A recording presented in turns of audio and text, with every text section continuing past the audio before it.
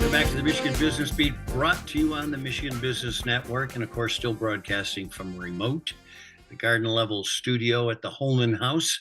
And we're going to be moving, as a reminder, out to the Capital Region International Airport very soon to do our broadcasting from there, our new home.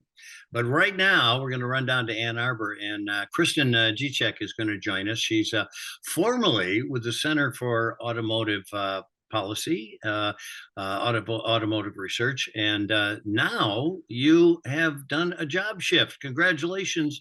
Where did you go, Kristin? So I'm now the policy advisor on the electric vehicle transition for the Federal Reserve Bank of Chicago. And that is out of the Detroit branch, is it? It is.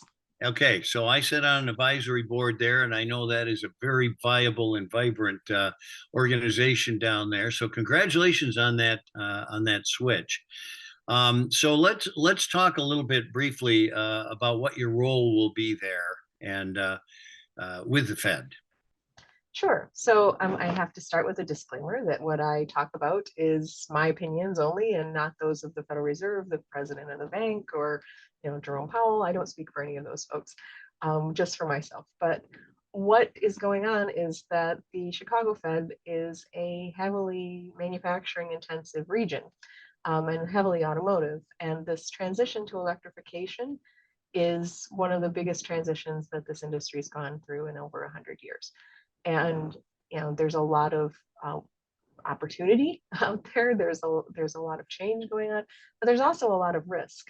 And we look at this from two real standpoints. Like, how do people get to work? Most people drive to work in a car by themselves, and cars are increasingly unaffordable. And the EV transition is making vehicles a little bit more expensive right now. So we've got concerns about those prices and the ability of people to participate in the workforce and in the labor force and get to the jobs that are in this country. And the second thing is we wonder about where are the EVs going to be made? There's a whole lot of engine and transmission production in Michigan and Indiana and Illinois and in our region. And if you add in Ohio, quite a bit more. About half of all US engines and about 2/3 of all transmissions are made in this region. And we're going to be using fewer of them. So, there's a lot of jobs on the line, and, where those new jobs in battery cells and motors and cathode and anode materials and all that kind of stuff are going to land, we don't yet know.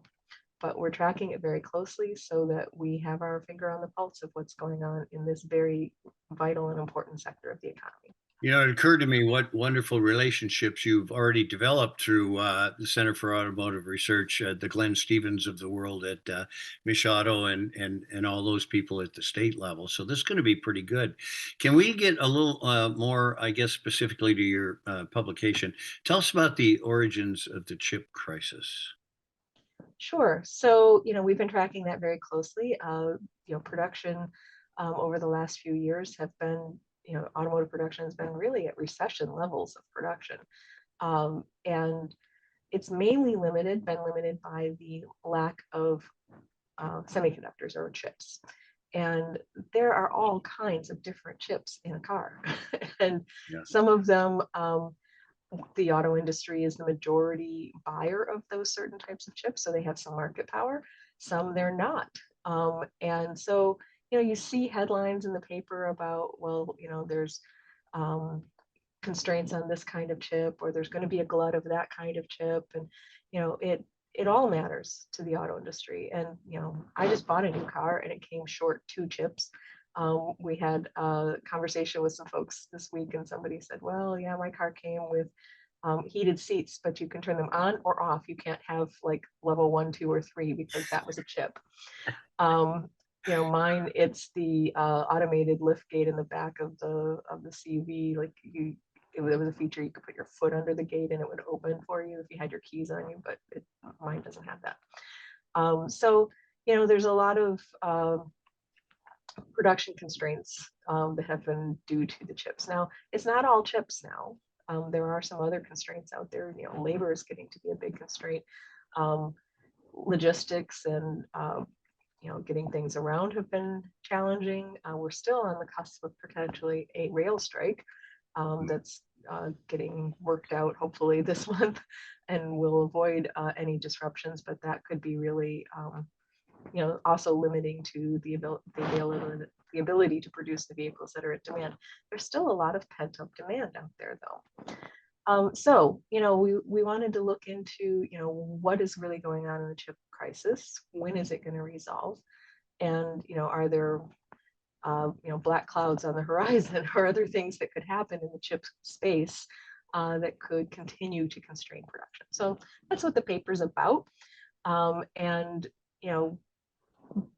based on our best knowledge and the experts that I interviewed and all the research that we did, chip crisis is going to be with us for still another year or so.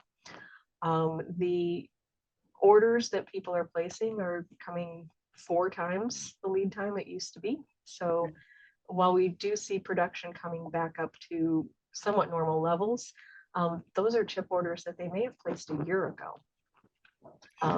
And so, it's good that they're coming more regularly, but it's still a wonky kind of system. And the other thing I think that's important is, even if we had all the chips we had in 2019, we couldn't build all the cars we built in 2019 because each vehicle takes more chips now. We have increasing electrification, increasing ADAS systems, or safety and assisted driving, the automated cruise controls and all those sorts of things that all require more chips too. So more chips per car, fewer chips coming into production, we're making fewer cars. That soon we're going to have more chips than moving parts in cars, but we'll get there. There's a million other questions I have for you. Unfortunately, we're out of time, so we're going to be back to you for an update on what's going on. Okay, Kristin Dziczek, who is formerly with CAR, Center for Automotive Research, now a Automotive Policy Advisor at the Chicago Fed's Detroit office. So, Kristin, thanks for joining us. We appreciate it.